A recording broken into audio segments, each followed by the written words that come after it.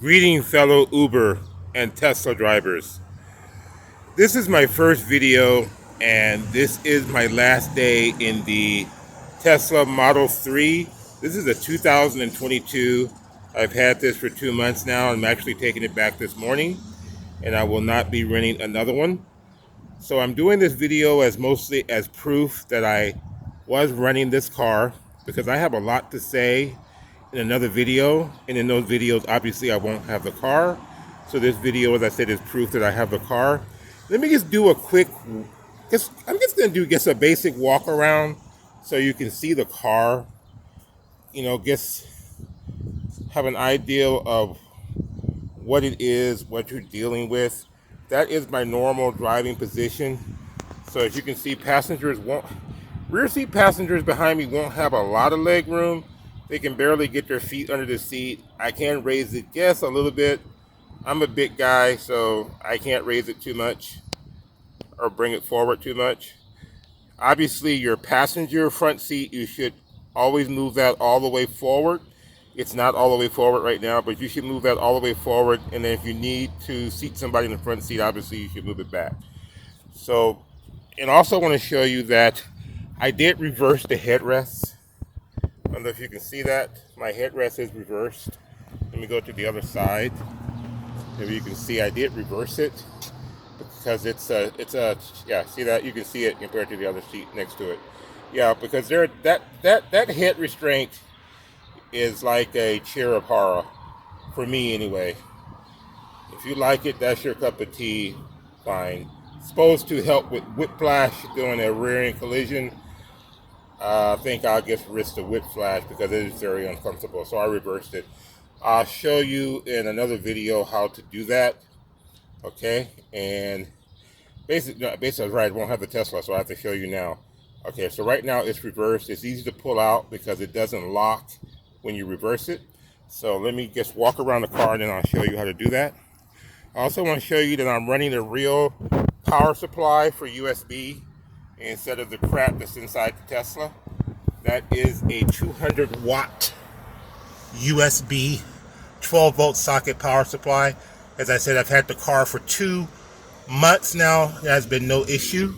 You can see right there's 15.5 volts being pulled from the Tesla. All right, no issues whatsoever. So that's a 12 volt 200 watt socket. It has two 12 volt sockets. They handle 80 watts each, and it has one QC charger right there that you see, and the other one next to it is a standard USB, and then you have the two 12 volt sockets. And you see I have 2 plugged in there. The one there on the right side, it has 3 inputs, and it has another 2 because that's meant for the one it's plugged into is meant like for the front seat socket, and then there's a back seat extension. So there's 5 you can actually plug in, and it does 6.22 amps total, and I had no issues from any passenger, and I don't use cheap cables. All right, so I'll get into that in another video. Let's continue to walk around the car. Let's get this thing back into focus. Just so you have an idea of what you're dealing with. You got your trunk space. Let me keep my license plate out of there. You got your trunk space in front. You can use that for your personal space. You also have space in back. And what I would do if I was an owner of this car and I had a significant other, I would give my significant other either the front or back space for their stuff, and then you take the front or back space for your personal stuff. And if you're doing Uber, try to keep the trunk clear for your passengers. So let me continue to walk around. This is a Tesla Model 3, multicolor red. Okay. Does have the 19-inch tires, wheels. All right. And I have a tablet there that I use for Waze navigation. So I know I don't use that for Uber navigation. I just use that for information because Waze gives me a lot of street information. And plus, if you're an Uber driver, you know once you end a trip, you really have no detailed street view. to like get out of a neighborhood or something. And this really comes in handy to have that running like that. And it is MacGyvered in there. All right. Let you see that right there. I'll talk about those in another video. All right. You can get those at Amazon. And once again, give you another view of the back seat. The back seat is actually pretty comfortable. The car is actually nicely sized. It looks smaller from the outside, kind of like the Fusion, which I had one. Yeah, my floor is dirty. I haven't vacuumed this morning. I'll do that later. All right. So for your right seat passengers, they will have good leg room. If you're a big guy like me, your back seat passengers won't have leg room behind you if you're a big person or a tall person. All right. Got my cables there for my passengers. And there you can see a clear view that my headrest is reversed. Let me show you the trunk. The rear space you have. You have, like I said, you could give your significant other one of these spaces and you take the front or back and they take the front or back. So you have plenty of room for your personal stuff and you can still keep your trunk clear. Let me pull back the cover. There we go. All right. Lots of trunk space. Sorry you can't really get a clear view here in the light. You do have lots of space there. There we go. Try to get an angle where you can see. There we go. There's plenty of space for luggage. You can get 2 big bags in there, maybe 3. Maybe 2 big bags and a medium-sized bag. And if you want to keep that space down there clear, you can have a space right there. And you got a little recess there in the right corner. Maybe put some towels, some window cleaner right there, whatever. All right. And I'm going to show you the headrest right quick.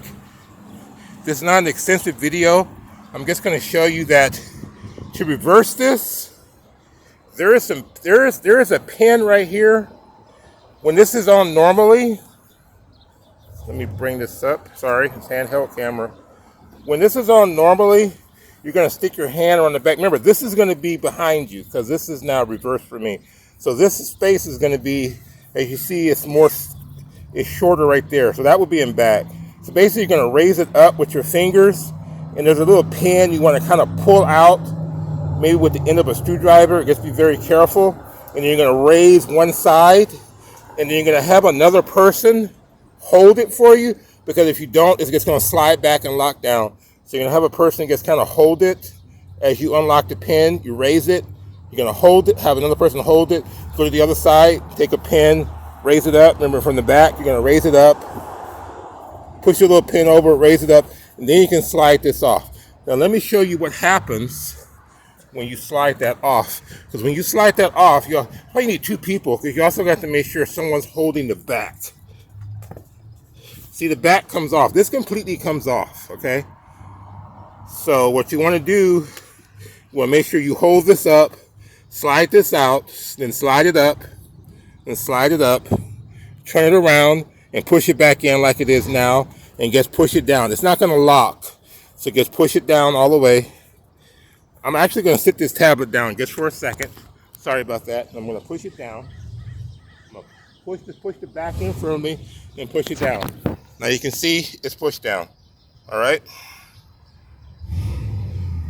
So let me turn it around normally for you. Hold on. Sorry about that, guys. I don't have anyone helping me here. So I'm going to slide this out.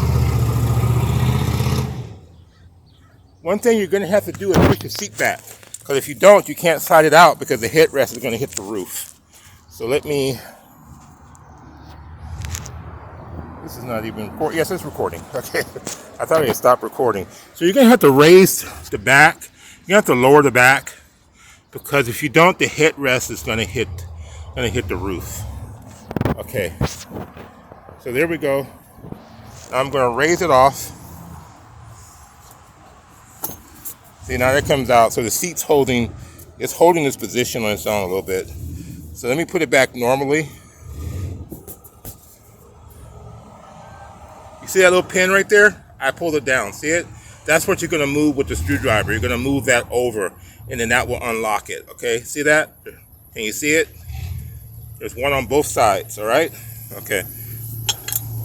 So let me turn this back around normally. Seeing the innards there from the back seat. Just don't let that fold all the way down. So let me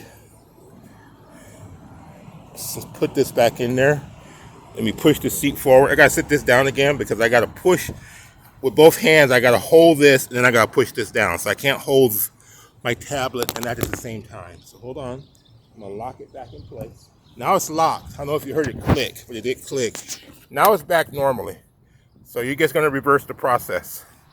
So let me raise back up this Chamber of Horror headrest.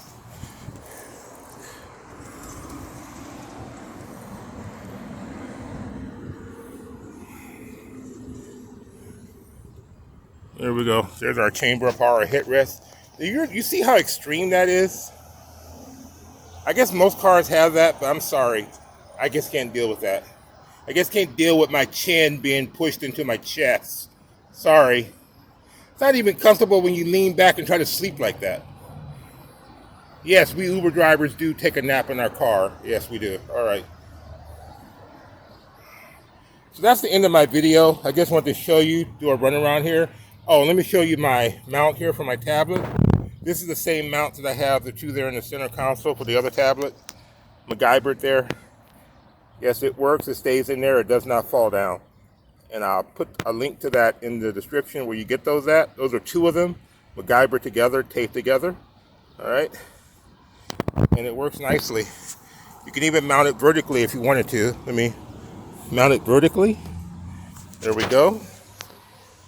I mounted it vertically. Works well. No passengers have complained about it being too big or anything because you have a full view of the dash even in that position. Let me get in the car and show you that you do. I'm sitting in my seat, camera's at eye level, and I can still see the top of the dash. And I can even lower it a little bit. There we go. It's not going to fall down. I don't like running it that way. I like running it this way. All right. There we go. All right. And there's my other tablet. All right. Video's over. Thanks for watching. Sorry about the handheld camera. I am Uber. No name chosen yet for me for these videos. Don't know if I'm going to use my real name or use something else. All right. So thank you for watching. This is the beautiful Tesla Model 3 standard range, 270 range. It's another thing I want to talk about the range. I'm only getting about 70% of the listed range, but maybe I got a lead foot. I'll talk more about that in other videos. I don't really think this car is really meant for serious Uber drivers. All right, I'll talk about that in another video. Bye-bye, I'm out. Bye-bye.